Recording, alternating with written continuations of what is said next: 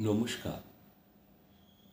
কবিগুরু রবীন্দ্রনাথ ঠাকুরের কবিতা সমব্যথী। যদি খোকা না হয়ে আমি হতেম কুকুর ছানা, তবে পাছে তোমার পাতে আমি মুখ দিতে যাই ভাতে, তুমি করতে আমায় মানা। সত্যি করে বল, আমায় করিস নে মা ছল, বলতে আমায় দূর দূর দূর, কোথায় থেকে এলো এই কুকুর। জামা, তবে জামা, আমায় কোলের থেকে নামা।